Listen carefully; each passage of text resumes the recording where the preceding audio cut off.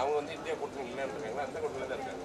இல்லை, அவங்க ஆல்ரெடி முன்னாடி இப்போ பாஜகவோட மறைமுக கூட்டணி இருந்தாங்க, இப்போ நேரடியாக கூட்டணி இருக்காங்க. ஒரு எம்எல்ஏ அனிதா ராதாகிருஷ்ணன் சொல்கிறாரு திருச்சி சிவா விரைவில் கேபினெட் அமைச்சர் ஆவான்னு.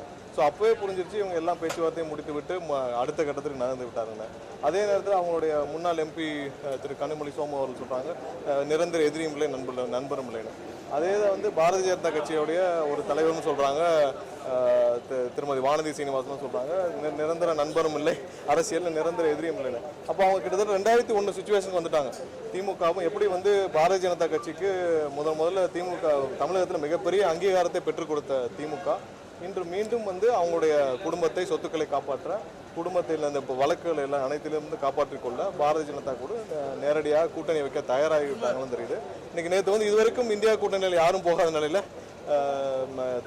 திமுகவுடைய எம்பிக்கள் மட்டும் இதுதான் நாங்கள் முன்னாடி சொல்லிடுவோம். டீலிமிட்டேஷனில் அவங்க வந்து ஏப்ரல் மாதம் எடுத்த முடிவில் இதுவரைக்கும் தெளிவாக நாங்கள் எதிர்த்து வாக்களிப்போன்ற ஒரு வார்த்தை திமுக சைடிலிருந்து வரல. நம்ம தீர்மானத்துக்கு ஆதரிச்சிருக்காங்க, ஆனால் நாடாளுமன்றத்தில் இந்த டீலிமிட்டேஷன் சம்பந்தமாக மசோதா வந்தால் இதுவரை நாங்கள் எதிர்த்து வாக்களிப்போம் என்ற ஒரு வார்த்தை சொல்லவில்லை.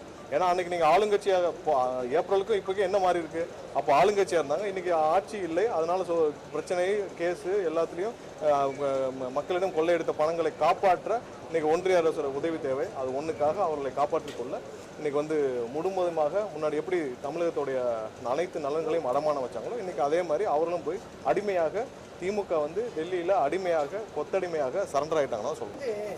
நான் வந்து டீ பார்ட்டிக்கெலாம் போல பாராளுமன்றத்தில் எங்களோட சீட் சேஞ்சை பற்றி பேசணும், நாங்கள் டீ பார்ட்டியில் கலந்துக்கலாம். ஏன் அவங்களுக்கு வந்து டீ பார்ட்டி நடக்குதுன்னு சகோதரி கனிமொழி அவர்களுக்கு தெரியாதா?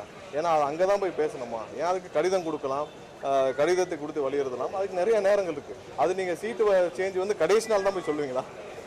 பார்லிமெண்ட் முடிஞ்சு கடைசி நாள் தான் போய் சீட்டு சேஞ்ச் போய் சொல்லுவீங்களா? ஏன் முதல்ல இடையில போய் சொல்ல முடியாதா?